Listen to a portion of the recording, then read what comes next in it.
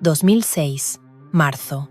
En las afueras de un pueblo de Ciudad Real, Castilla-La Mancha, un agente inmobiliario lanzó un grito en una casa de campo vacía. En un rincón del lavadero había un viejo arcón congelador. Nadie lo había abierto en más de 20 años. En el fondo de ese congelador, envueltos en plástico y una manta, se encontraron los huesos de una persona.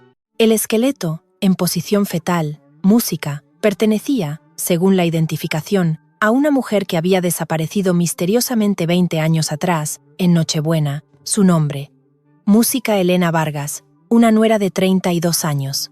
No tenía familia que la buscara, ni un solo pariente que notara su ausencia. En la Nochebuena de 1986, Elena, que había venido a celebrar la fiesta con la familia de su marido, desapareció tras ir a la despensa a buscar una botella de vino. Su esposo no denunció su desaparición hasta 2 días después. La Guardia Civil lo archivó como un abandono de hogar, y el mundo olvidó el nombre de Elena Vargas. Pero 20 años después, tras la muerte de su suegra, la música verdad salió a la luz. Desde el interior de aquel congelador, que la suegra prohibió abrir a todo el mundo durante toda su vida. Música. ¿Qué ocurrió realmente aquella noche de Navidad? Hoy les contaré la historia de una nuera, prisionera en el hielo durante 2 décadas. Música. Antes de empezar, les agradecería que se suscribieran y le dieran a me gusta. Música. Si nos dejan un comentario diciendo desde qué parte del mundo nos ven, les saludaremos uno a uno. La historia comienza. Era el 24 de diciembre de 1986, Nochebuena. Nos encontramos en un tranquilo pueblo de La Mancha, de esos donde los tejados de teja árabe se asoman entre los campos de viñedos y olivos. La casa principal de la familia Romero estaba en el corazón del pueblo. En el patio, un par de almendros extendían sus ramas desnudas, y detrás de ellos se veía la casa de una planta con su tejado de uralita. Junto al muro, una hilera de orzas y cántaros de barro. Y en una esquina, un montón de ceniza de la estufa de leña. Aquel invierno fue especialmente crudo. Las temperaturas matutinas habían caído hasta los 10 grados bajo cero. Pero en la cocina de la casa, la luz llevaba encendida desde el amanecer. La suegra, Carmen Montoya, de 70 años por aquel entonces, estaba en pie desde las 5 de la mañana, preparando el cordero asado. A sus 70 años, era una mujer que nunca doblaba la espalda, pequeña y delgada, pero con una mirada afilada como un cuchillo, de pocas palabras y sin apenas expresión, pero todos sabían que en su silencio se escondía un filo de acero. La gente del pueblo recordaba así a Carmen. Esa mujer no hablaba mucho, pero cuando lo hacía, te helaba la sangre. Carmen tenía 3 hijos. La mayor, Isabel, el hijo mediano, Javier, y el pequeño, Miguel. En Navidad, los hijos se reunían con sus familias en la casa del pueblo, y aquel día no fue una excepción. Desde la tarde anterior, la casa bullía de gente. La nuera, Elena Vargas, había llegado el día antes desde Madrid con su marido, Javier. El viaje en aquella época era diferente. Desde Madrid hasta el pueblo, el autobús de línea tardaba más de 4 horas. Llegaron a la estación del pueblo pasadas las 5 de la tarde. Una vecina, la señora Pilar, recordaba haber visto a Elena al bajar del autobús. Era más bien alta, de piel muy blanca, se notaba que era de ciudad. Llevaba 2 bolsas enormes en cada mano, pero el marido no llevaba nada. Elena Vargas, nacida en 1954, tenía 32 años. Había crecido en un barrio humilde de Madrid, con una vida difícil. Su padre murió en un accidente de obra cuando ella tenía 8 años. Su madre, después de trabajar sola en un bar para criar a sus 2 hijos, se volvió a casar cuando Elena cumplió 20 y perdieron el contacto. Tenía un hermano mayor, pero le perdieron la pista tras el servicio militar. Nadie sabía dónde estaba ni qué hacía, desde hacía más de 10 años. Para Elena, no existía un hogar familiar al que volver, no tenía a dónde ir en las fiestas, ni a quién llamar en los malos momentos. La familia de su marido era su única familia, y al mismo tiempo, su única cárcel. Elena y Javier se casaron en 1980. Llevaban 6 años casados, pero no tenían hijos. Hoy en día, una pareja sin hijos no es algo raro, pero en la España rural de los 80, la situación era muy diferente. Traer un heredero al mundo, preferiblemente un varón, era el deber más importante de una esposa. No poder tener hijos significaba la negación de tu propia existencia. Para la suegra, Carmen Montoya, esto era imperdonable. Cada Navidad, las pullas de Carmen se volvían más hirientes. ¿Para qué sigues con una mujer que tiene el vientre seco? Esta desgraciada no tiene estrella para tener hijos. Frases como esta resonaban en la cocina durante las Navidades y las fiestas del pueblo. Elena, cada vez, bajaba la cabeza y guardaba silencio. Otra vecina, Angustias, testificaría años más tarde. En las fiestas, siempre se oían los gritos de la suegra desde la cocina de los Romero. A veces también se oía llorar a la nuera, pero en aquella época pensábamos que era lo normal. La vida de casada era así, decían. La mañana de Nochebuena, la familia se reunió. Carmen se sentó en una butaca en el salón, recibiendo el respeto de sus hijos. La hija mayor, Isabel, con su familia, el hijo mediano, Javier, con su esposa, y el pequeño, Miguel, con la suya. Todos pasaron a desearle felices fiestas. Mientras los niños recibían su aguinaldo y saltaban de alegría, la mirada de Carmen estaba fija en Elena. Cuando Elena se acercó, Carmen no dijo nada. No hubo buenos deseos ni aguinaldo, solo la miraba desde arriba con sus ojos fríos. Cuando terminaron los saludos, Carmen habló. Elena, ve a la cocina y termina de preparar las tapas. Y aliña la ensalada. Elena dijo, sí, madre, y se dirigió a la cocina. A partir de ese momento, Elena pasó el resto del día allí, preparando gambas al ajillo sobre el fuego de gas, aliñando pimientos asados y haciendo la masa para las croquetas. En el salón, su cuñada Isabel y la familia de su otro cuñado, Miguel, reían y jugaban a las cartas. Su marido, Javier, bebía coñac con su cuñado mientras veían un programa especial de Navidad en un viejo televisor. Cocina y salón, la misma casa, pero dos mundos completamente diferentes. Serían sobre las 4 de la tarde. Cuando la cocina estaba casi recogida, su suegra, Carmen, entró. Cuando termines aquí, ve al lavadero y saca un par de botellas de vino de pitarra. Vienen invitados para la cena. Sí, madre. Elena cogió un cesto y se dirigió al lavadero, en la parte trasera de la casa. El lavadero era un pequeño espacio anexo. En el suelo de cemento había botas de goma y herramientas de campo desordenadas. En la pared del fondo había un gran arcón congelador de tapa horizontal.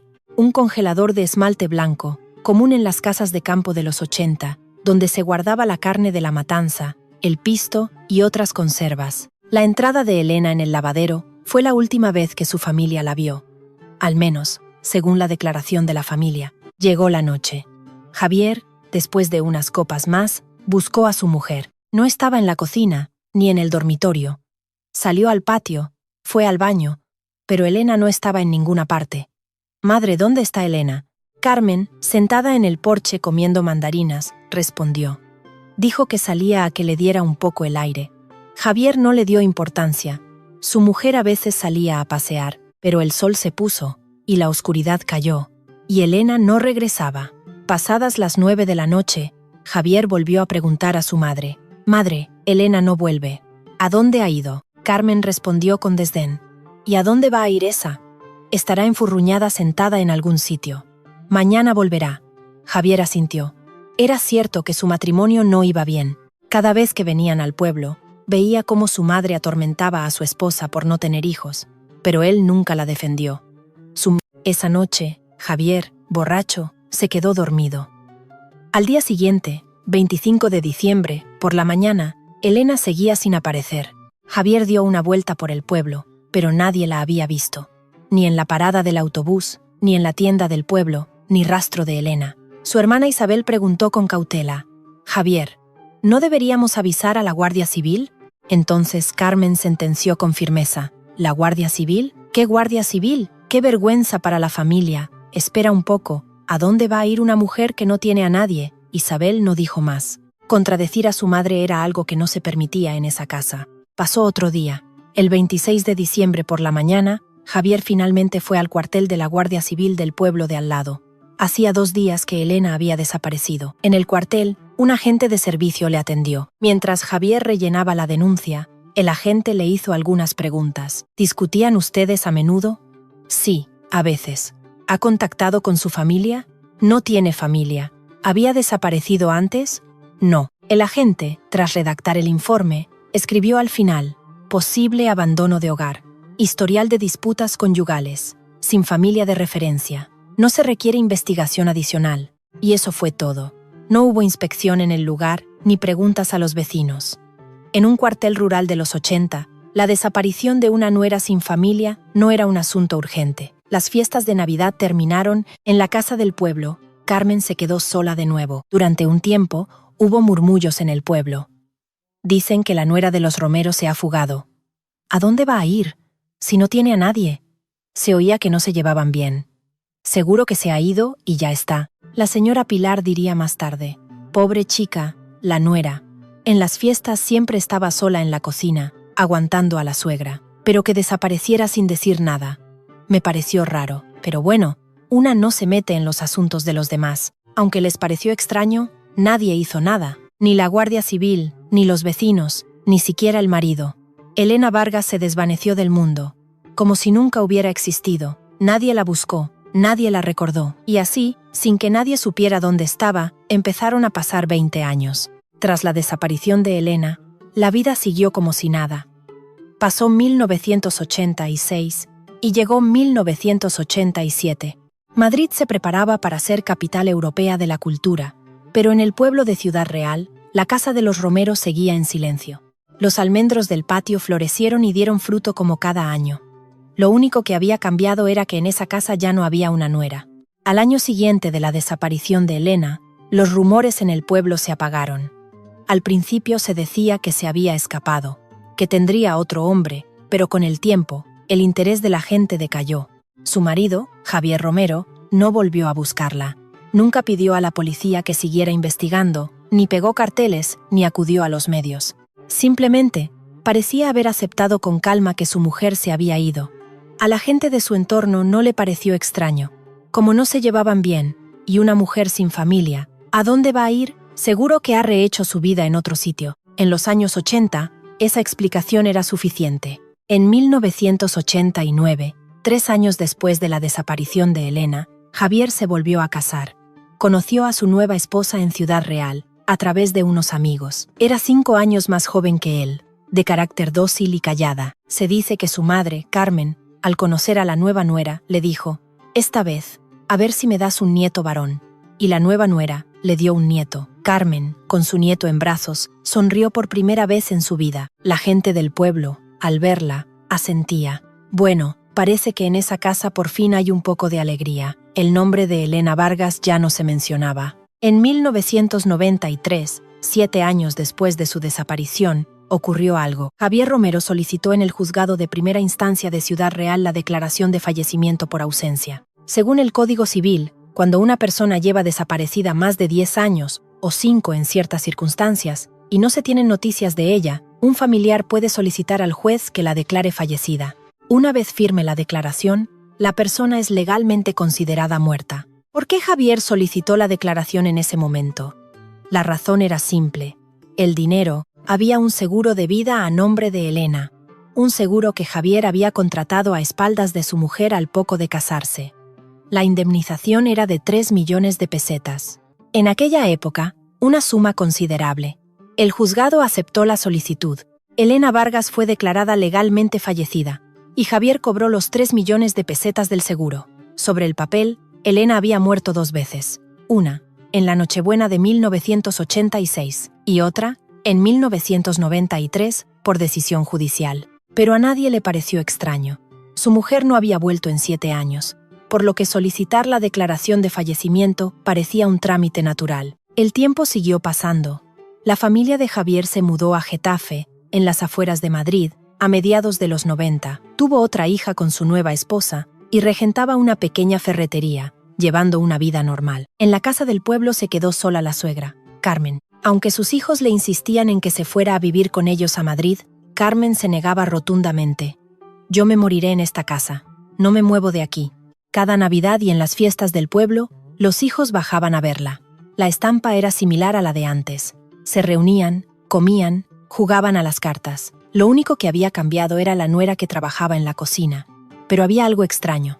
Aquel arcón congelador en el lavadero. Carmen no permitía que nadie lo abriera. Si la nueva nuera iba al lavadero a coger algo, Carmen se levantaba de un salto y se lo traía ella misma. «Ahí no toques, que ya me encargo yo». Siempre la misma frase. La nueva nuera pensó que era una manía de su suegra. «Mi suegra está muy orgullosa de sus conservas y no le gusta que nadie las toque». Así lo entendió y no le dio más vueltas. Pero no era lo único extraño. El alcalde pedáneo del pueblo, José Antonio, Recordaba un suceso. Fue sobre 1998. El ayuntamiento organizó una recogida de electrodomésticos viejos. El alcalde fue casa por casa. Doña Carmen, en su casa tiene un congelador muy viejo. Le dije que se lo cambiábamos por uno nuevo. Entonces me miró con unos ojos que echaban chispas y me dijo, «De mis cosas me encargo yo». Normalmente era una mujer muy callada, pero esa vez le temblaba la voz de la rabia. Me dio un poco de miedo. Después de eso, nadie volvió a mencionar el congelador. En 2003, Carmen cumplió 87 años. Ese otoño, Javier llevó a su madre a un médico en Ciudad Real. Últimamente, su madre repetía las mismas cosas y no recordaba si había comido o no. El diagnóstico fue demencia senil incipiente. El médico le dijo a Javier, a la edad de su madre, lo mejor es que un familiar la cuide o busquen una residencia. Javier le planteó con cuidado la idea a su madre. Mamá, cerca de Madrid hay una residencia muy buena. Allí estarías más cómoda. La reacción de Carmen fue violenta. Se levantó de la silla de un salto, apartó la mano de Javier y gritó, «Tengo que quedarme aquí. Tengo que protegerlo». Javier se quedó de piedra. «Mamá, ¿proteger el qué?». Carmen no respondió. Con los labios apretados, se limitó a mirar por la ventana. Javier interpretó esa reacción como la terquedad propia de la vejez. No quería dejar la casa en la que había vivido toda su vida. Finalmente, decidieron contratar a una cuidadora interna para que viviera con ella en la casa del pueblo. En otoño de 2005, los síntomas de demencia de Carmen empeoraron notablemente. Durante el día, estaba relativamente normal, pero por la noche cambiaba. Hacia las 3 o las 4 de la madrugada, salía de su habitación y se quedaba de pie frente al lavadero, y murmuraba. La cuidadora, Fátima, fue testigo de ello en varias ocasiones. La señora se levantaba cada madrugada y se quedaba de pie frente al lavadero, murmurando algo. Al principio pensé que hablaba en sueños, pero me acerqué a escuchar y repetía siempre lo mismo. «¿Qué decía?», preguntó el inspector. Fátima pensó un momento y respondió. Decía, «Perdóname, perdóname». Y a veces también decía, «No salgas, no salgas». No sé a quién se lo decía, pero su expresión era aterradora. Se le abrían mucho los ojos, como si estuviera poseída. Fátima le contó esto a Javier. La reacción de Javier fue tranquila. «Mi madre siempre ha dormido mal, y le gustaba mucho organizar sus conservas en esa habitación. Será la demencia, que le hace revivir viejas costumbres». Fátima asintió, pero algo no le cuadraba. Pero lo extraño es que la señora lloraba cada vez que se ponía delante del congelador. Lloraba en silencio, las lágrimas le caían por las mejillas mientras acariciaba el congelador. Parecía que le hablaba a una persona, no a un bote de pisto. Pero Fátima no preguntó más. No era su lugar meterse en los asuntos de la familia. En febrero de 2006, Carmen Montoya falleció. Tenía 90 años. Durante sus últimos días estuvo casi inconsciente. Pero la noche antes de morir, abrió los ojos por un momento. La cuidadora, Fátima, recordaba ese instante. De repente abrió los ojos, me agarró fuerte de la mano y me dijo algo. Su voz era tan débil que tuve que acercar el oído. ¿Qué le dijo? «No abráis el congelador», eso dijo. Fueron sus últimas palabras. Fátima no se lo contó a Javier. Pensó que eran los desvaríos de una enferma de demencia. El funeral fue sencillo. Sus hijos bajaron, celebraron el velatorio durante 3 días y la enterraron en el cementerio del pueblo. Después del funeral, Javier habló con sus hermanos. «Vendamos la casa del pueblo. Ahora que mamá no está, no tiene sentido dejarla vacía». Nadie se opuso. Javier puso la casa en venta en una inmobiliaria de Ciudad Real. El agente, Íñigo Salazar, quedó en ir a ver la casa a mediados de marzo. Era martes, 14 de marzo de 2006, por la tarde. El agente inmobiliario Íñigo Salazar llegó a la casa de los Romero. Íñigo, de unos 40 años, llevaba una década trabajando en la zona. Vender casas de pueblo vacías era parte de su rutina.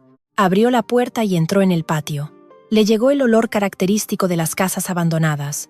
Ese olor peculiar a polvo, humedad y tiempo detenido. Íñigo fue recorriendo las habitaciones, haciendo fotos. El dormitorio principal, el salón, la cocina, el baño. Quería comprobar el estado de la casa para estimar los costes de una posible reforma. Por último, entró en el lavadero. Un espacio pequeño y oscuro. El suelo de cemento estaba cubierto de polvo y en un rincón había una azada oxidada y unas botas de goma. Y contra la pared del fondo, el viejo arcón congelador. El esmalte blanco estaba desconchado en algunas partes, dejando ver el metal amarillento. Sobre la tapa, un montón de trastos, ropa vieja, cajas vacías, periódicos. El congelador estaba enchufado y seguía emitiendo un leve zumbido. Íñigo tenía que hacer un inventario de los enseres. Tenía que informar al vendedor de los muebles y electrodomésticos que quedaban. Apartó los trastos y abrió la tapa del congelador.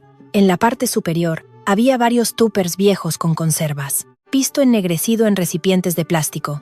Tenía moho, pero al estar congelado, apenas olía. Íñigo sacó los tuppers y miró en el fondo. El compartimento inferior estaba lleno de bolsas de plástico y una manta vieja. Una manta de lana de color azul oscuro envolvía algo, y sobre ella, varias capas de bolsas de basura negras. ¿Qué es esto? Íñigo, sin pensarlo mucho, apartó las bolsas. Levantó la manta y debajo había más plástico. Y entre el plástico, vio algo blanco. Al principio pensó que eran huesos de pollo. En una casa de campo, no era raro congelar carne de matanza. Pero al apartar un poco más, Íñigo se quedó helado. Eran dedos, los huesos de una mano humana. Los 5 huesos, claramente formando una mano. Íñigo gritó. Dio un paso atrás, tropezó y cayó al suelo. Sentado en el suelo, no podía apartar la vista del congelador. Con mano temblorosa, sacó el móvil del bolsillo. Si esto hubiera sido en los años 80, habría tenido que correr hasta el cuartel, pero en 2006 existían los móviles. Íñigo llamó al 112. Sí, estoy en un pueblo de Ciudad Real. En una casa vacía. Han aparecido, en huesos humanos. En media hora, llegó la policía. Primero, una patrulla de la Policía Nacional de la comisaría más cercana, y poco después, 4 agentes de la Brigada de Investigación de la Comisaría Provincial de Ciudad Real. El lavadero fue acordonado inmediatamente. También se llamó a la policía científica. La policía científica examinó minuciosamente el interior del congelador. Lo que encontraron en el fondo fue lo siguiente: un esqueleto humano, envuelto en 3 capas de bolsas de basura negras y una manta de lana azul oscuro. El esqueleto estaba en posición fetal, las rodillas flexionadas hacia el pecho y las manos juntas delante. Gracias a la congelación, los huesos estaban en un estado de conservación relativamente bueno. Quedaban restos de pelo largo y negro, y también restos de ropa. Un trozo de tela con un estampado de flores y parte de un delantal con un elástico. Se solicitó un informe forense. Analizando el estado de los huesos y las condiciones de conservación en el congelador, se estimó que la fecha de la muerte fue aproximadamente 20 años atrás. Y entonces llegó la confirmación decisiva. La altura del esqueleto, sus características óseas, el estado de la dentadura y los restos de ropa se compararon con los datos de filiación y descripción física de Elena Vargas que constaban en la denuncia por desaparición de 1986. El resultado del informe fue que la probabilidad de que se tratara de la misma persona era extremadamente alta. Elena Vargas, nacida en 1954, desaparecida en la Nochebuena de 1986, la nuera sin familia, había estado durante 20 años en el congelador del lavadero de la casa de sus suegros, en esa casa por la que su familia política pasaba cada Navidad, en ese congelador que su suegra había protegido toda su vida. Durante 20 años, a solo unos pasos, había habido gente, pero nadie lo supo, o quizás alguien lo sabía y prefirió mirar para otro lado. La verdad, congelada durante 2 décadas, comenzaba a derretirse. Al día siguiente del hallazgo del esqueleto, el caso fue transferido a la Unidad de Delincuencia Especializada y Violenta, UDEV, de la Comisaría Provincial. Un esqueleto de una persona desaparecida 20 años atrás, encontrado en el congelador de la casa de sus suegros. No era un simple caso de muerte accidental. Alguien había ocultado el cuerpo, lo que apuntaba a un posible asesinato. El caso fue asignado al grupo de homicidios y casos sin resolver. La responsable de la investigación era la inspectora Sofía Navarro. Tenía 38 años y 12 de experiencia en el cuerpo. Sofía Navarro, graduada en la Academia de Ávila, era conocida por su meticulosidad en el análisis de los expedientes. Entre sus compañeros se decía: cuando Sofía muerde, no suelta. Era de pocas palabras y rostro inexpresivo, pero su tenacidad en la investigación era inigualable. Lo primero que hizo la inspectora Navarro fue solicitar el expediente de la investigación original de 1986. El expediente tardó 3 días en llegar. Fue encontrado en un archivo subterráneo de la antigua comisaría, cubierto de polvo. En la portada de la carpeta ponía: febrero 86. Desaparición Elena Vargas. Posible abandono de hogar. La inspectora Navarro abrió la carpeta. Dentro solo había 3 folios. El primero, La denuncia por desaparición. Denunciante: Javier Romero. Fecha: 26 de diciembre de 1986. Desaparecida: Elena Vargas, 32 años. Relación con el denunciante: esposa. El segundo, un resumen de las declaraciones de la familia. Marido: Javier Romero. Mi mujer salió de casa en la tarde de Nochebuena y no ha vuelto. Teníamos discusiones a menudo. Suegra: Carmen Montoya. Mi nuera dijo que salía a que le diera el aire. No volvió. El tercero, una nota del agente instructor. Se presume abandono de hogar, historial de conflictos conyugales, sin familia a la que contactar. Se considera innecesaria una investigación adicional. Caso cerrado. Eso era todo. No había fotos del lugar, ni informe de entrevistas a los vecinos. No se había comprobado si alguien la había visto en la estación de autobuses o de tren. Nada. La inspectora Navarro dejó los papeles sobre la mesa y se quedó un rato en silencio. Luego murmuró en voz baja: «Esto no es una investigación, es papeleo. Una persona había desaparecido y lo habían zanjado con 3 folios. Por no tener familia, por no tener a nadie que la buscara, ni siquiera se habían molestado en investigar». La inspectora Navarro abrió un nuevo expediente en su escritorio y en la primera página escribió: «Caso Elena Vargas. Reabierto desde cero». Lo primero que hizo fue citar a declarar al marido, Javier Romero. El 21 de marzo de 2006, Javier se presentó en la comisaría provincial. Tenía 53 años. El pelo medio canoso y profundas arrugas alrededor de los ojos. La espalda ligeramente encorvada. Regentaba una ferretería en Getafe y vivía con su segunda mujer, un hijo y una hija. Sentado en la sala de interrogatorios, al principio parecía tranquilo. La inspectora Navarro preguntó: «Sabe que se ha encontrado el esqueleto de su exmujer en el congelador, ¿verdad?» «Sí», me llamó la policía. «¿Qué piensa al respecto?» Javier guardó silencio un momento. Luego bajó la cabeza y dijo: «Yo no sabía nada. Jamás imaginé que mi madre pudiera hacer algo así». La inspectora Navarro dejó de escribir y miró a Javier. Era extraño.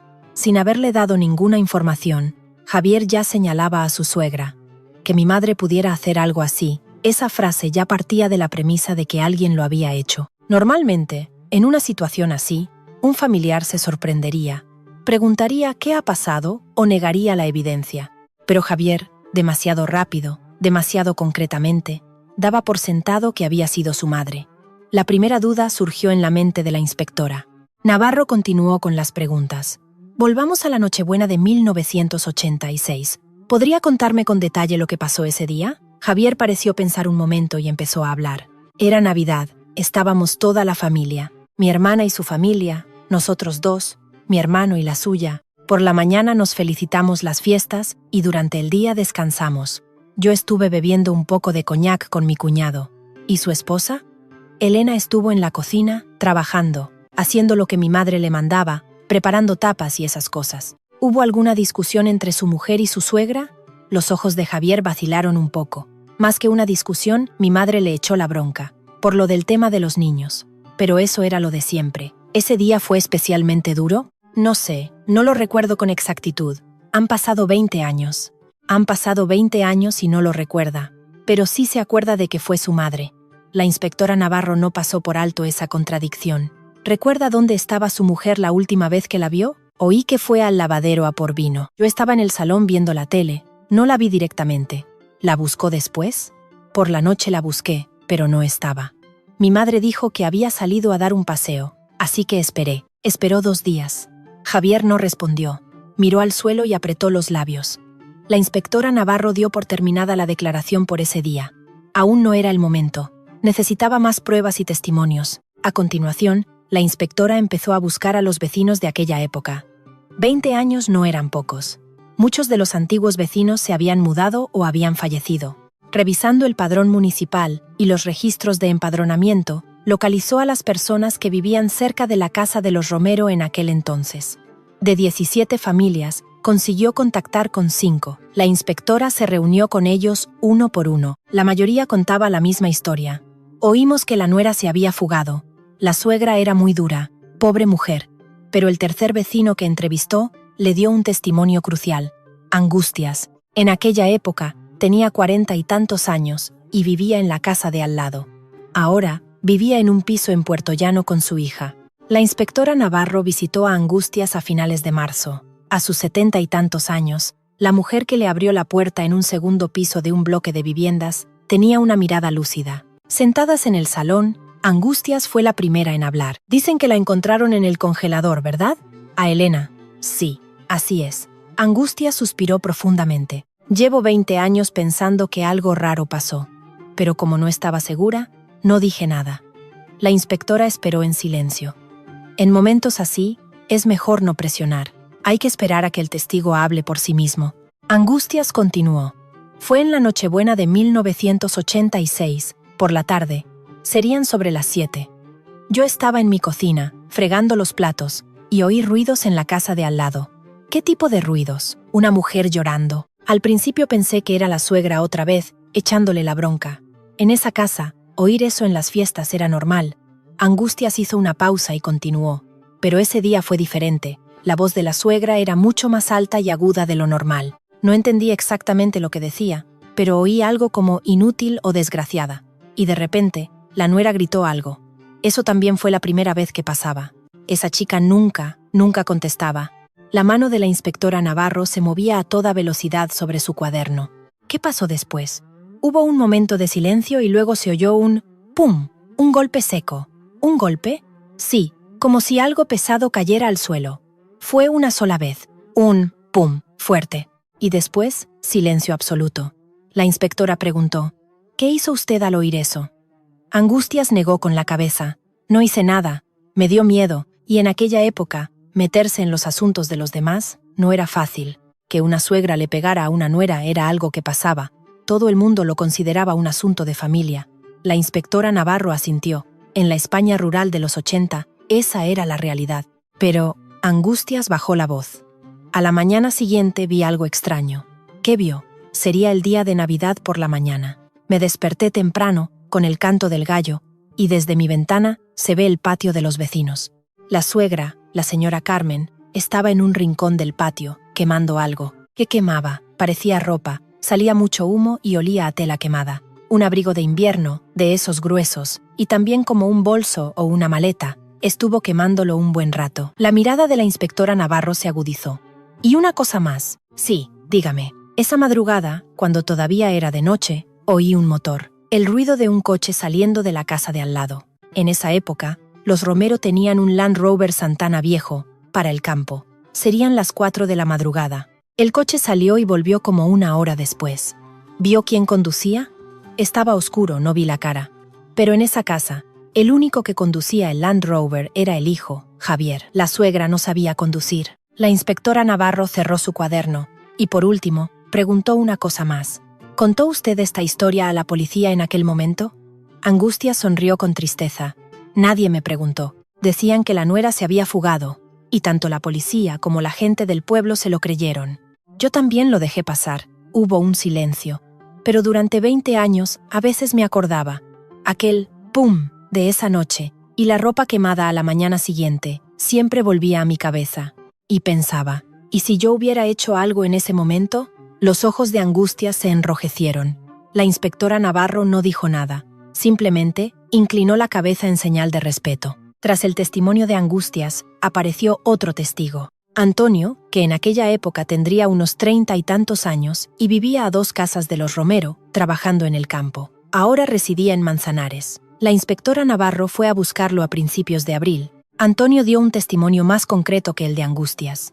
La madrugada después de Nochebuena, me despertó el ruido del motor. El Land Rover de los Romero hacía un ruido muy particular, un traqueteo del motor que se reconocía al instante.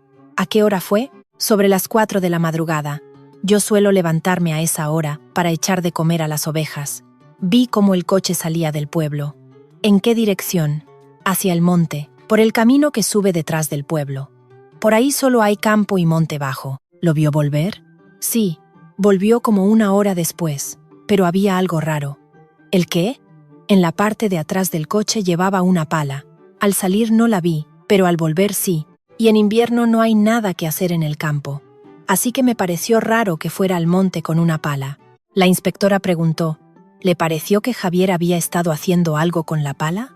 Antonio se encogió de hombros. No lo sé. Lo que sí sé es que cuando volvió, la cara de Javier no era normal. Estaba pálido. Aparcó el coche en el patio y se quedó un buen rato sentado al volante. Yo lo vi de pasada al volver de dar de comer a los animales, y tenía la cara tan blanca que parecía enfermo. La inspectora Navarro anotó rápidamente en su cuaderno: 4A, M, Land Rover, dirección Monte, Pala, regreso 1 hora después, rostro pálido. De vuelta en su despacho, la inspectora organizó los testimonios recogidos. En una pizarra blanca, escribió los hechos en orden cronológico: 24 de diciembre de 1986, Nochebuena, 4 p.m., aprox. Elena Vargas se dirige al lavadero. Última vez que vista, 7 p.m., aprox. En la casa de los Romero, se oyen llantos de mujer, gritos, una discusión y un golpe seco. ¡Pum! Testimonio de angustias. Después, silencio. 25 de diciembre, madrugada, 4 a.m. aprox. Javier Romero sale con el Land Rover en dirección al monte. Lleva una pala. Regresa 1 hora después. Testimonio de Antonio. Mañana. Carmen Montoya quema ropa y un bolso en el patio. Testimonio de angustias. 26 de diciembre. Mañana. Javier Romero denuncia la desaparición en el cuartel. 2 días después de los hechos. La inspectora Navarro se quedó de pie frente a la pizarra, observando la secuencia. El rompecabezas empezaba a tomar forma. Hubo una fuerte discusión entre la suegra y la nuera. Ocurrió algo violento.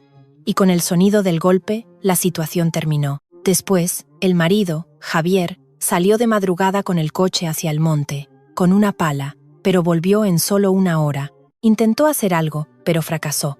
A la mañana siguiente, la suegra quemó la ropa y el bolso de la nuera. Intentaba eliminar pruebas, y no denunciaron la desaparición hasta 2 días después. La inspectora Navarro escribió en un lado de la pizarra en mayúsculas: pregunta clave. ¿Qué intentó hacer Javier en el monte? ¿Por qué fracasó? ¿Y cómo llegó el cuerpo al congelador? La respuesta era una sola. Javier intentó enterrar el cuerpo en el monte, pero era pleno invierno. En diciembre, en el interior de La Mancha, las temperaturas bajan fácilmente de los 0 grados. La tierra estaría dura como una piedra. No se podía cavar con una pala.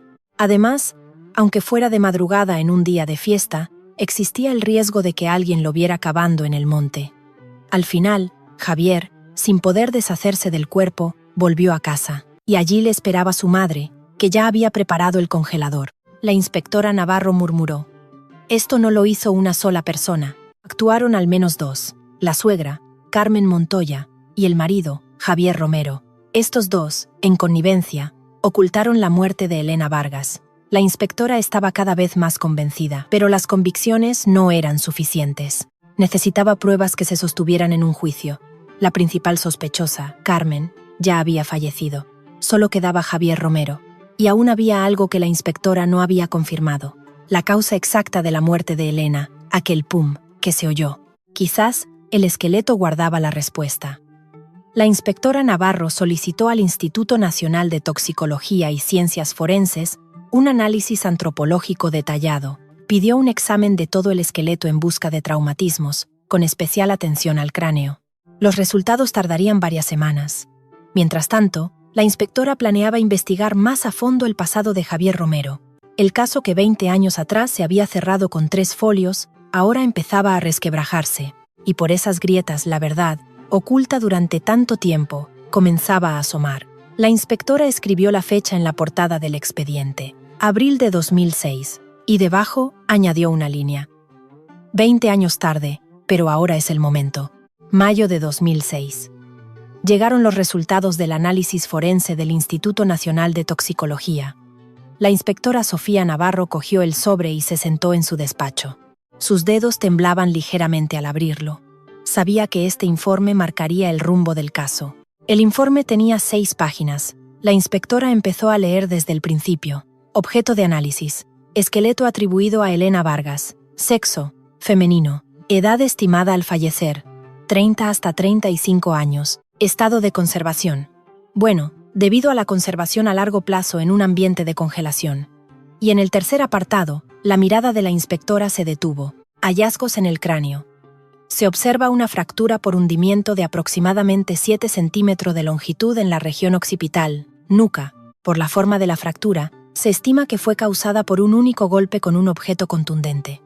La dirección del impacto fue de arriba hacia abajo. La profundidad y extensión de la fractura indican que se aplicó una fuerza considerable. Conclusión. Esta fractura es incompatible con una caída o un accidente. Se considera una lesión producida por una agresión externa. La inspectora Navarro dejó el informe sobre la mesa. Elena Vargas había muerto de un golpe en la nuca. No se había caído. Alguien la había golpeado con fuerza, de arriba a abajo. Aquel «pum» del que hablaba la vecina. Era muy probable que fuera el sonido de Elena cayendo al suelo. La inspectora se acercó a la pizarra y añadió la nueva información. Causa de la muerte. Fractura craneal por objeto contundente. Homicidio. Estaba confirmado. Elena no se había fugado. No había abandonado su hogar. La noche de Nochebuena de 1986, alguien la había golpeado en la nuca y la había matado. La inspectora Navarro ordenó inmediatamente una segunda citación para Javier Romero. Esta vez, no como testigo, sino como investigado. El 23 de mayo de 2006, Javier, acompañado de un abogado, se presentó en la comisaría provincial. El ambiente era diferente al de la primera vez. El rostro de Javier estaba notablemente demacrado, con ojeras oscuras. Al sentarse, le ofrecieron un vaso de agua y su mano temblaba visiblemente. La inspectora Navarro habló. Señor Romero, tenemos los resultados del análisis forense. La señora Vargas murió por un golpe con un objeto contundente en la nuca. No fue un accidente, fue un homicidio. Los ojos de Javier se agitaron, pero no abrió la boca. ¿Discutió con su mujer esa noche de Nochebuena? Javier respondió lentamente. Discutimos, sí. Mi madre le echó en cara que no tuviéramos hijos y Elena se puso a llorar. Yo estaba borracho y me fui a dormir pronto.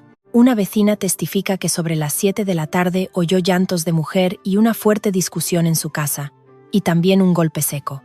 El rostro de Javier perdió todo el color. Yo ya estaba durmiendo en ese momento. Entonces, permítame una pregunta más. La inspectora Navarro no consultó su cuaderno. Miró a Javier directamente a los ojos. Tenemos un testigo que afirma que la madrugada siguiente a Nochebuena, a las 4, usted salió con su Land Rover en dirección al monte, y que en el coche llevaba una pala. Volvió una hora después. Un silencio denso cayó sobre la sala de interrogatorios. Los labios de Javier temblaban. Su abogado se acercó y le susurró algo al oído. Javier bajó la cabeza, y durante un largo rato no dijo nada. La inspectora esperó. Solo el tic-tac del reloj rompía el silencio. Finalmente, Javier habló. Su voz estaba rota. Consultaré con mi abogado y después declararé. La inspectora Navarro asintió. Aún le quedaba un as en la manga, pero no había necesidad de precipitarse. La red ya se estaba cerrando. 5 días después, la inspectora recibió una llamada inesperada. Era Isabel Romero, la hermana de Javier. La voz al otro lado del teléfono temblaba. ¿Es la inspectora Navarro? Soy Isabel Romero, la hermana de Javier. Sí, dígame, yo. Hay algo que llevo guardando en mi corazón durante 20 años. ¿Podría ir a verla y contárselo en persona? La inspectora respondió de inmediato. ¿Puede venir mañana a la comisaría? Sí, iré. Tras colgar, la inspectora se quedó pensativa. 5 días después de que Javier dijera que consultaría con su abogado, su hermana llamaba voluntariamente. Podría no ser una coincidencia. Quizás Javier le había contado algo a su hermana, o quizás la hermana, al enterarse de la citación de su hermano, no pudo soportar más el silencio. Fuera como fuese, una puerta cerrada durante 20 años estaba a punto de abrirse. 29 de mayo de 2006, 10 de la mañana. Sala de reuniones de la UDEV, comisaría provincial. Entró Isabel Romero, una mujer que rondaba los 60, pelo recogido pulcramente, vestida con un abrigo oscuro. Su rostro mostraba un cansancio antiguo, que la inspectora intuyó que no era solo por la edad. Era el rostro de alguien que ha cargado con un peso durante 20 años. La culpa estaba grabada en sus arrugas. Isabel se sentó y sacó un pañuelo de su bolso. Aún no lloraba, pero el hecho de que preparara el pañuelo indicaba que sabía que iba a llorar en ese encuentro. La inspectora Navarro dijo en voz baja: «Hable con tranquilidad, tenemos todo el tiempo que necesite». Isabel asintió, respiró hondo y empezó a hablar. «Voy a contarle lo que pasó en la Nochebuena de 1986. Ese día, como era Navidad, nos reunimos toda la familia. Yo también fui con mi marido y mis 2 hijos. Eran pequeños. La mayor tenía 8 años y el pequeño, 5. Durante el día, fue una Navidad normal. Nos felicitamos, comimos cordero, los niños jugaban en el patio, y Elena no paró de trabajar en la cocina, haciendo lo que mi madre le ordenaba. Isabel hizo una pausa. Jugueteando con el pañuelo, continuó. Me daba pena Elena, sinceramente. Vino a nuestra familia sin tener a nadie, y en las fiestas siempre estaba sola en la cocina, aguantando a mi madre. Yo también he sido nuera y sé lo que es eso. A veces intentaba ir a ayudarla, pero mi madre me echaba. Tú eres una invitada, quédate en el salón, me decía, y solo hacía trabajar a Elena. ¿Cómo fue esa tarde?, preguntó la inspectora. Después de la cena, yo estaba en el dormitorio, acostando a los niños. Se habían empachado de dulces y les dolía la tripa, así que les estaba dando un masaje. Serían sobre las 7. Los niños se estaban quedando dormidos cuando oí la voz de mi madre desde la cocina. La voz de Isabel empezó a temblar. Al principio pensé que era otra bronca. Mi madre diciéndole algo a Elena era lo normal. Pero ese día fue diferente. ¿En qué fue diferente? La voz. Mi madre, cuando echaba la bronca, tenía una voz baja y fría. Pero ese día, gritó. Era casi un alarido. Isabel se secó las lágrimas con el pañuelo. Oí perfectamente lo que dijo. Han pasado 20 años, pero no se me olvida. ¿Podría decírmelo? Isabel cerró los ojos. Y con voz temblorosa, dijo, una mujer con el vientre seco como tú, ¿qué Navidad va a celebrar? ¿Con qué derecho te sientas en esta casa a comer? Más te valdría morirte. Un silencio sepulcral llenó la sala. Después de eso, Elena dijo algo. También oí su voz. Al principio era un sollozo, pero fue subiendo de tono. ¿Qué dijo Elena? Isabel, llorando, respondió, yo también soy una persona. ¿Qué he hecho yo tan malo? Dijo eso Elena. Sí, fue la primera vez que esa nuera le contestaba a mi madre. Después de 6 años de aguantar, fue la primera vez que dijo algo. Isabel se secó las lágrimas con el pañuelo y continuó. Mi madre se puso furiosa. ¿Qué? ¿Cómo te atreves, desgraciada? Oí que decía. Y después, la voz de Isabel se quebró. Se mordió el labio y cerró los ojos. Tras unos segundos, a duras penas, logró continuar. Se oyó un zas, un golpe muy fuerte. ¿Un golpe? Sí, como si golpearan algo con mucha fuerza. Fue una sola vez, un solo golpe, y luego, un pum, como si algo cayera. Después, no se oyó nada más. La inspectora, conteniendo la respiración, preguntó, ¿qué hizo usted al oír eso? Lágrimas caían por las mejillas de Isabel. No hice nada. Esa frase resonó con pesadez en la sala. Me dio miedo, tenía miedo de mi madre, y sabía que había pasado algo horrible. Mis hijos dormían a mi lado. Me agarré a la manta y no me moví. Isabel lloró durante un buen rato. La inspectora le ofreció un vaso de agua y esperó en silencio. Cuando se calmó un poco, Isabel continuó.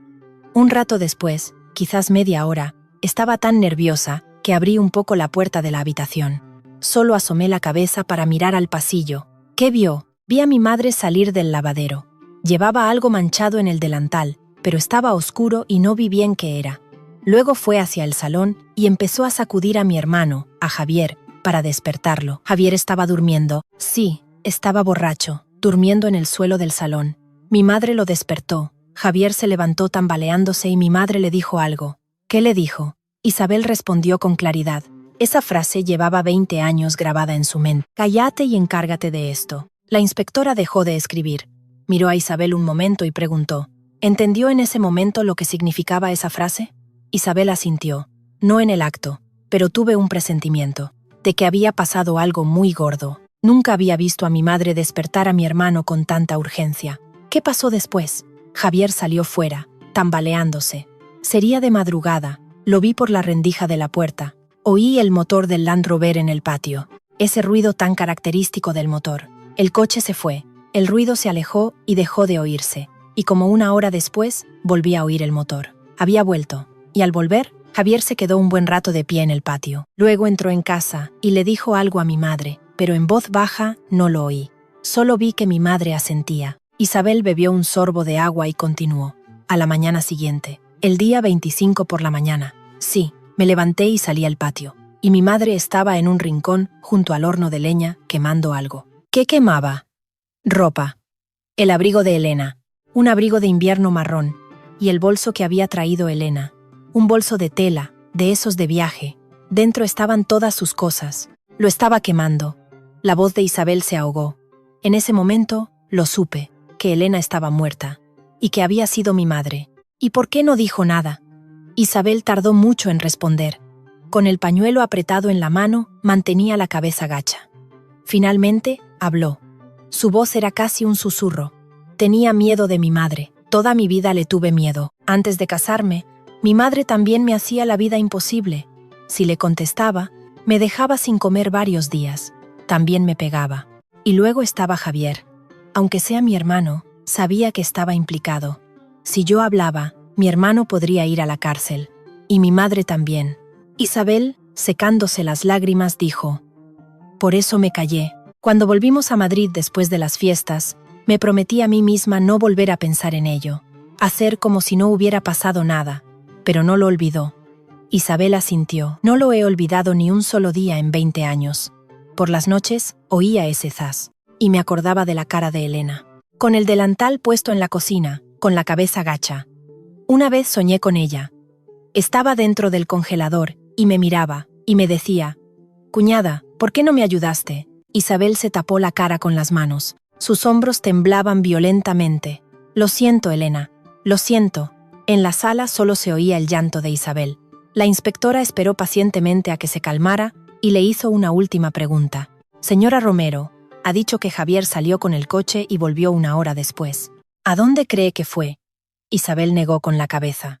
«No lo sé con seguridad, pero pensándolo bien, creo que intentó enterrar a Elena en algún sitio.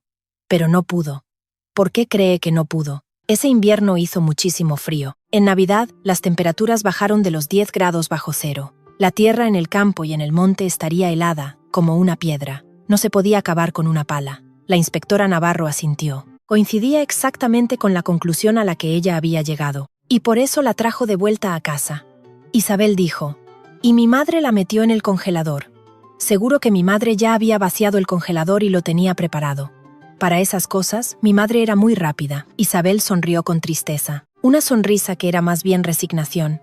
«Por eso mi madre protegió ese congelador durante 20 años, sin dejar que nadie lo abriera, sin querer irse nunca de la casa del pueblo. Dicen que cuando le dio la demencia, se quedaba de pie frente al lavadero. Mi madre se llevó ese secreto a la tumba». Cuando Isabel se fue, la inspectora Navarro se quedó un largo rato sentada en la sala. Volvió a escuchar la grabación de la declaración y resumió los puntos clave en su cuaderno. Nochebuena de 1986. La suegra, Carmen Montoya, agrede verbalmente a su nuera, Elena Vargas. Elena contesta por primera vez. Carmen la golpea en la nuca con un objeto contundente. Carmen despierta a su hijo Javier, que estaba borracho, y le ordena: «Cállate y encárgate de esto». Javier intenta enterrar el cuerpo en el monte de madrugada, pero fracasa porque la tierra está helada. El cuerpo es ocultado en el congelador del lavadero. Carmen lo protege durante 20 años. A la mañana siguiente, Carmen quema la ropa y el bolso de Elena para destruir pruebas. Toda la familia sabía o sospechaba lo ocurrido, pero guardaron silencio durante 20 años. La inspectora Navarro cerró el cuaderno. Las piezas del rompecabezas encajaban casi a la perfección. Solo faltaba una: la confesión de Javier Romero. La autora principal, Carmen, ya había fallecido. No se la podía procesar por asesinato, pero Javier estaba vivo, cómplice de asesinato, ocultador del cadáver y silente durante 20 años.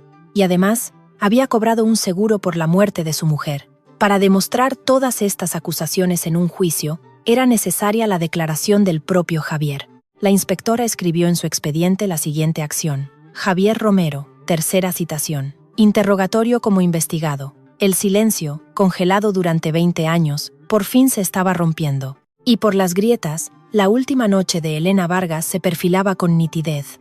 Solo faltaba que Javier abriera la boca. 5 de junio de 2006. La inspectora Sofía Navarro emitió la tercera orden de citación para Javier Romero. Estaba convencida de que sería la última. El informe forense, los testimonios de 2 vecinos y, sobre todo, la declaración jurada de su propia hermana. Todas las piezas estaban sobre la mesa. Solo faltaba la última, la verdad de boca del propio Javier. Pero antes, la inspectora tenía que confirmar una cosa más: el seguro que Javier cobró en 1993. La inspectora solicitó los registros de la compañía de seguros. Tardó una semana en conseguirlos. La póliza, contratada en los años 80, era un documento en papel anterior a la digitalización, y tuvieron que buscarla en el archivo central de la aseguradora. El registro decía lo siguiente: marzo de 1982.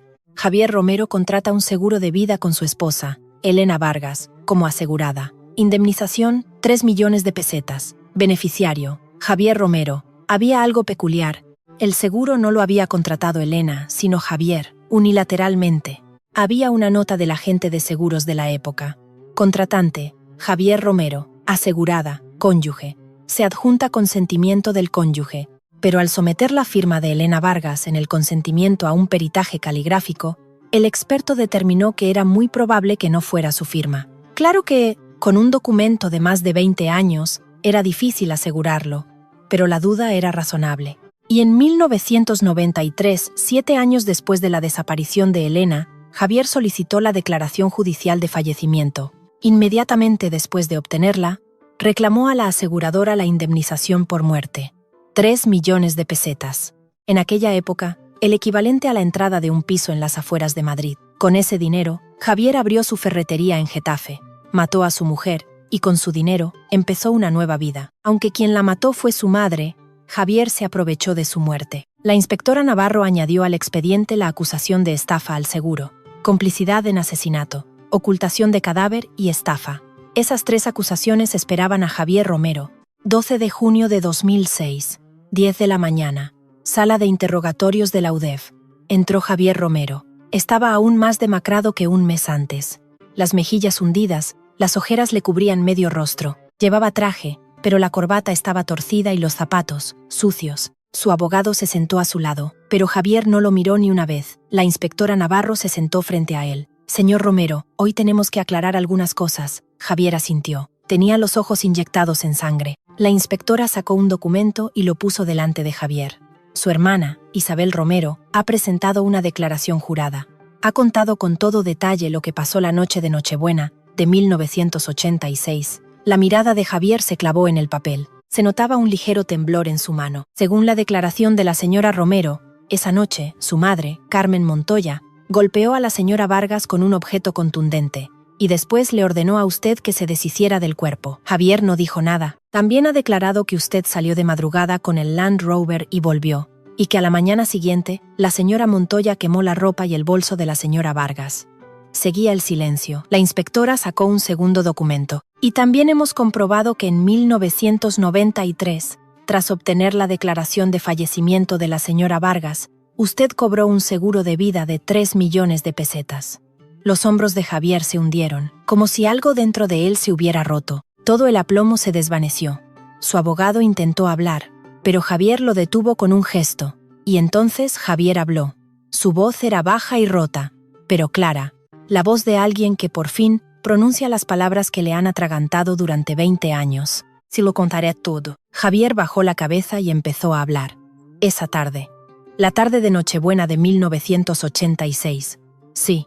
Serían las 7. Yo estaba en el salón, bebiendo coñac con mi cuñado. Me había bebido casi una botella entera cuando oí la voz de mi madre en la cocina. Mi madre le volvió a sacar a Elena el tema de los niños. Ese día estaba especialmente pesada. Supongo que ver a los hijos de mi hermana correteando por el salón le removió otra vez que nosotros no tuviéramos hijos. Javier hizo una pausa y continuó. Yo hice como que no oía nada y seguí bebiendo. Siempre hacía lo mismo. Mi madre le decía de todo a Elena y yo nunca me metía. Era mi forma de actuar. O, para ser sinceros, mi cobardía. La inspectora escuchaba en silencio. Pero ese día, Elena fue diferente. Los ojos de Javier se enrojecieron. Elena le contestó. Fue la primera vez, en 6 años de matrimonio, nunca le había dicho una palabra a mi madre. Y ese día, por primera vez, gritó. ¿Qué dijo? Javier cerró los ojos. Yo también soy una persona. ¿Qué he hecho yo tan malo? Eso dijo. Un silencio cayó sobre la sala. Al oír eso, se me encogió el corazón. Sabía que si Elena decía eso, mi madre no se quedaría de brazos cruzados, pero no me levanté. Estaba borracho. No, no fue por la borrachera. Fue por miedo. La voz de Javier temblaba. Después, mi madre gritó. ¿Qué? ¿Cómo te atreves, desgraciada? Dijo. Y luego, se oyó un zas. La inspectora preguntó. ¿Con qué la golpeó? Con el mortero de piedra que había en la cocina. Era para hacer alioli y machacar especias. Pesaba mucho. Había que cogerlo con las 2 manos.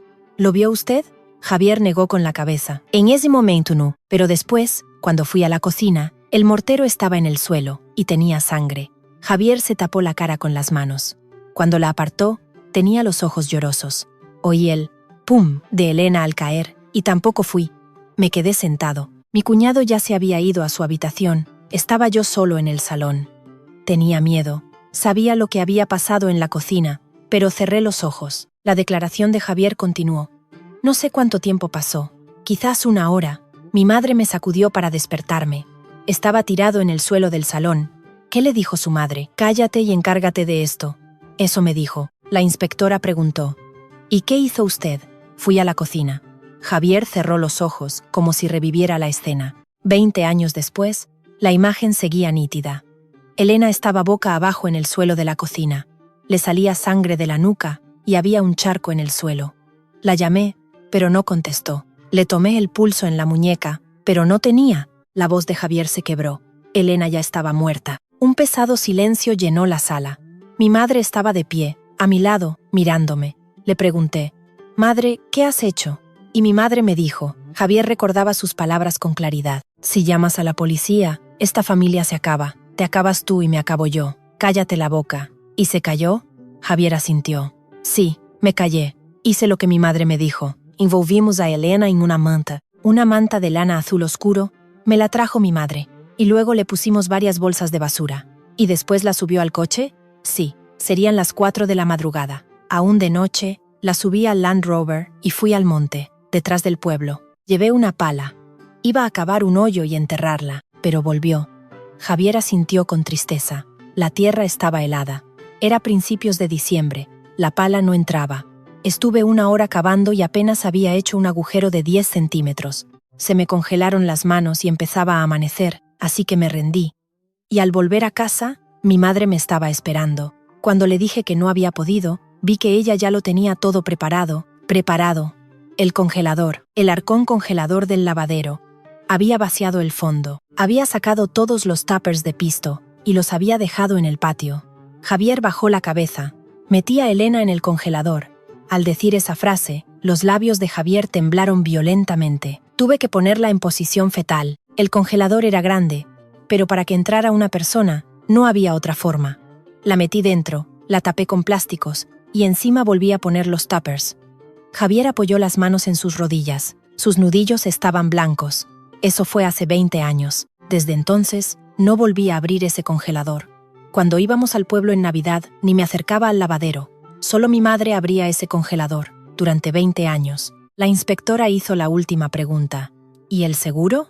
En 1993, solicitó la declaración de fallecimiento y cobró 3 millones de pesetas. ¿Me puede hablar de eso? Una leve mueca torció los labios de Javier.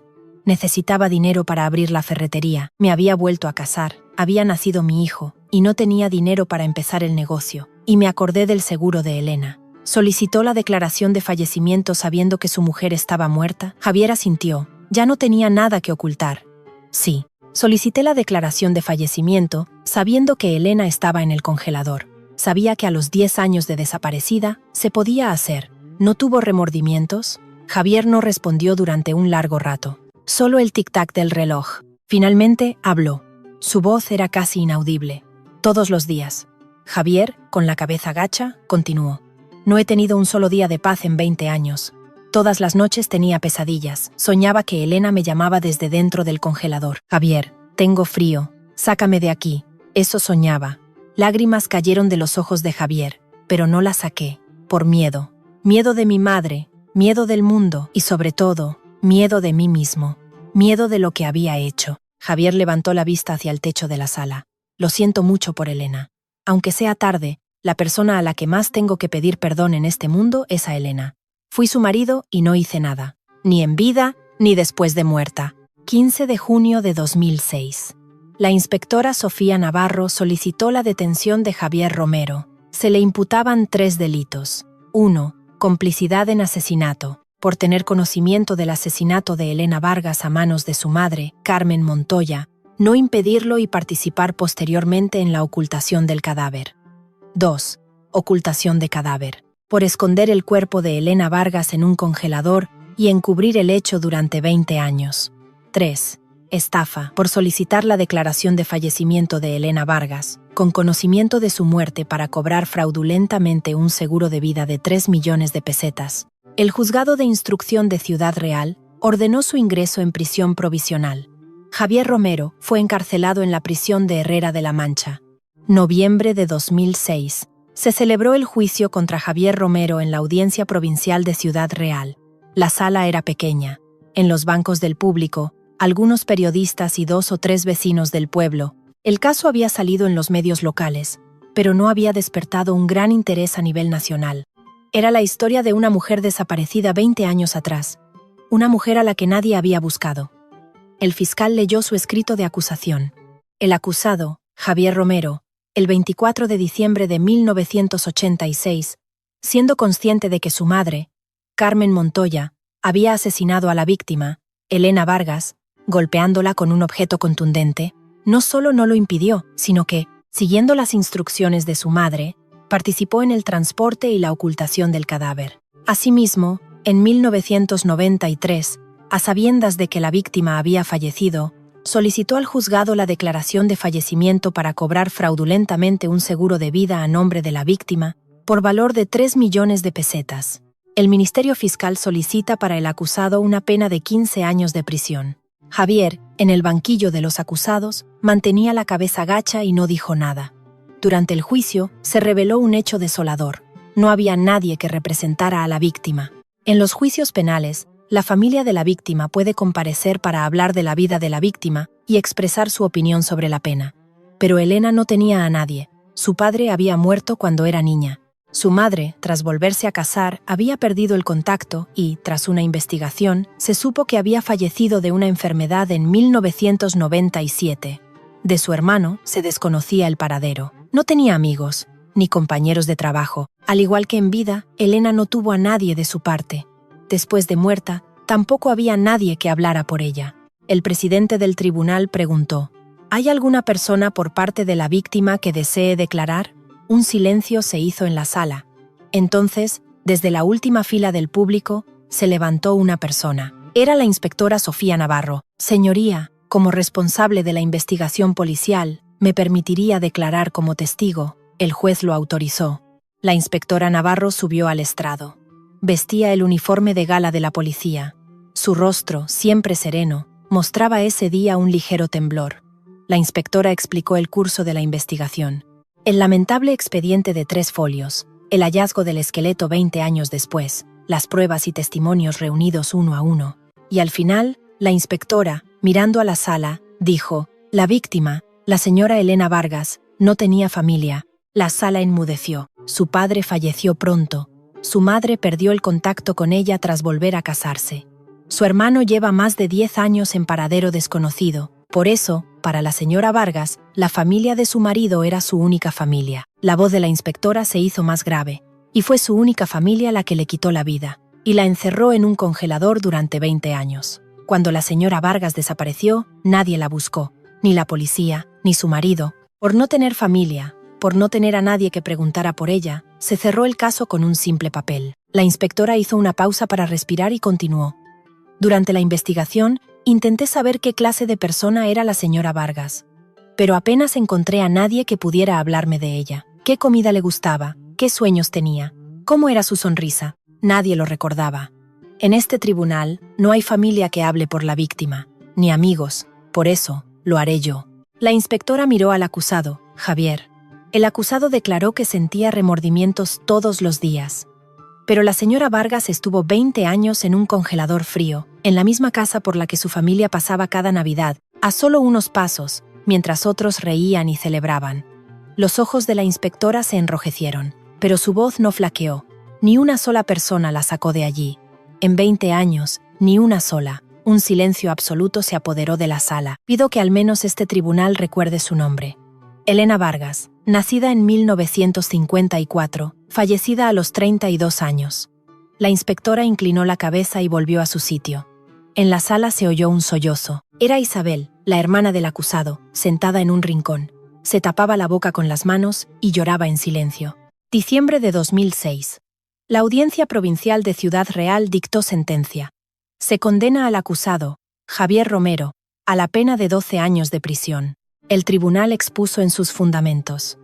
El acusado, siendo consciente del acto homicida de su madre, no solo no lo impidió, sino que participó activamente en la ocultación del cadáver. Posteriormente, encubrió el crimen durante 20 años y se aprovechó de la muerte de la víctima para cobrar un seguro. El hecho de que la víctima no tuviera familia, lo que facilitó la ocultación del crimen, es un agravante, pues demuestra que se aprovechó de la situación de desamparo de la víctima. No obstante, se tiene en cuenta que el autor material del homicidio fue la ya fallecida Carmen Montoya y que el acusado confesó los hechos y mostró arrepentimiento durante la instrucción, por lo que se gradúa la pena. Javier escuchó la sentencia con la cabeza gacha y abandonó la sala.